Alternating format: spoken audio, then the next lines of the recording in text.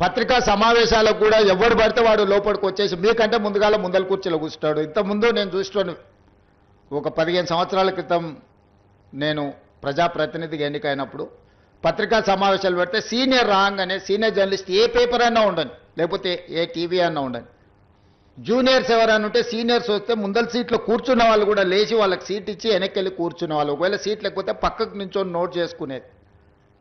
ఒక బాధ్యత, ఒక గౌరవం, ఒక మర్యాద. వాళ్ళ యాజమాన్యాలు ఎవరున్నా జర్నలిస్టుని ఒక గౌరవించుకునే పరిస్థితి ఉండే. ఇప్పుడు ఆ పరిస్థితి పూర్తిగా దెబ్బతిన్నది.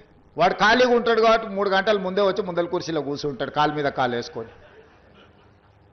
వాడికి వచ్చిన సీనియర్ జర్నలిస్టు వాళ్ళ జీవితాన్ని మొత్తం జర్నలిజంలో కలిపినరు. వాళ్ళు సిన్సియర్గా ప్రజా సమస్యల్ని విశ్లేషించడానికి, పరిశోధనలు చేయడానికి, వాళ్ళ జీవితాన్ని, ఆరోగ్యాన్ని ఫనంగా పెట్టి, కుటుంబాలను కూడా ఫనంగా పెట్టి ప్రజల సమస్యలను తెలుసుకోవడానికి ఎక్కడెక్కడనో మారుమూల ప్రాంతాలకు వెళ్ళి రోజుల కొద్దీ ప్రజలలో మమేకమయ్యే ఆ సమస్యల్ని తెలుసుకొని వాళ్ళు రాసిందన్న సంగతి, పాలకులు చేస్తున్న తప్పులను పట్టుకోవడానికి నిరంతరం శ్రమించి విశ్లేషించి, మన ప్రాంతంలో జరిగిన విద్యుత్ ఉద్యమాల వెనుక ఇంత కఠోరమైన దీక్ష జర్నలిస్టులది ఉన్నది.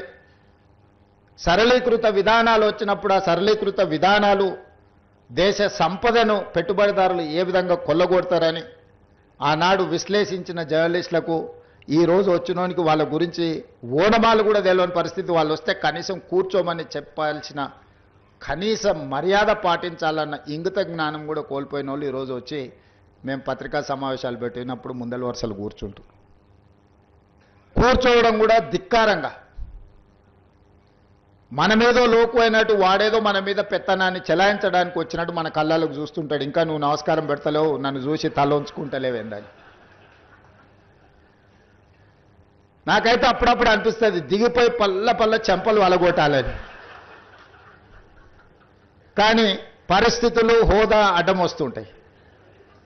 గతంలో జర్నలిస్టులను చూస్తే మర్యాద ఇచ్చి పలకరించి ప్రెస్ మీట్ అయిపోయిన తర్వాత వాళ్ళతో 10 నిమిషాలు మాట్లాడి మేము చెప్పిన దాంట్లో ఏమన్నా లోపాలు ఉన్నాయా, లేకపోతే మేము చెబుతున్న ఉద్దేశం ఇదే అని. నేను రేవంత్ రెడ్డి గారికి సలహాలు సూచనలు ఇస్తున్నా, విమర్శన చేయట్లేదు. అది కూడా ట్వీట్లో కూడా పాలకులు అన్న, ముఖ్యమంత్రి అనలే, రేవంత్ రెడ్డి అనలే. పాలకులు ఎవరైనా సరే, ముఖ్యమంత్రి కావచ్చు, మంత్రులు కావచ్చు, ఎవరైనా సరే డిజిటల్ మీడియా సోదరులని అవమానించకూడదు, అది సబబు కాదు అని చెప్తున్నా. ఇప్పుడు కూడా రేవంత్ రెడ్డి గారికి, ముఖ్యమంత్రి గారికి మంచి పనులు చేయండి, ఆవేశపూరితమైన ప్రసంగాలు మాట్లాడి ప్రతిపక్షాలను తిట్టి ప్రజలందరూ అసహించుకుంటున్నారు. మీరేం చేస్తారో చెప్పండి, మీరు ఇచ్చిన మాట నిలబెట్టుకోండి, కానీ ఊరికే 20 నెలల నుంచి మరి సేమ్ అనకండి అని ప్రజలు అనుకుంటున్న విషయాన్ని చెప్తున్న తప్పితే, నేను వ్యక్తిగతంగా ఈ కాంగ్రెస్ పార్టీ 5 ఏళ్లు ప్రభుత్వం కొనసాగాలి. ఇది పేదల ప్రభుత్వం, ఇది పేదల పార్టీ. నేను కూడా కాంగ్రెస్ పార్టీ అంటే అభిమానంతో చెప్తున్నా. ఈ మాత్రం చెప్పకుంటే కూడా రేపు కాంగ్రెస్ పార్టీకే నష్టమవుతుంది. మా కాంగ్రెస్ పార్టీ నాయకులు కొందరు ఏదైనా తప్పు మాట్లాడితే డైరెక్ట్ గా వాళ్ళతో కలిసి మాట్లాడే అవకాశం లేనప్పుడు ట్వీట్ ద్వారా నా ఆలోచన వెలిపిస్తూ, ట్వీట్ ద్వారా నా ఆలోచన చెప్తున్నా అందరికీ. అక్కడ నేను ఒక్కరిని ఉద్దేశించి చెప్పట్లేదు, ఎవరైనా సరే ఈ విధంగా చేస్తే బాగుంటుంది అని చెప్తున్నా. అందువల్ల కాంగ్రెస్ పార్టీకి లాభం అవుతుంది. ఎవరైనా తప్పుడు మాట్లాడినా సరి చేసుకుంటారన్న ఉద్దేశం, ఆలోచనతో, మంచి ఉద్దేశంతో చెప్తున్నా.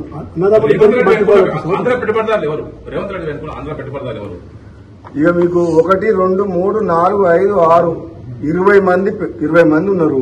ఈ రాష్ట్రాన్ని దోసుకుంటున్న. ఇప్పుడు కూడా రాబోయే రోజుల సమయం వచ్చినప్పుడు వాళ్ళ బండారం బయట పెడతా.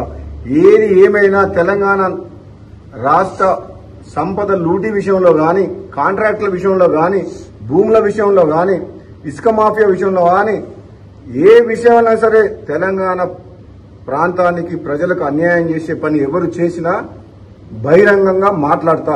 Thank you.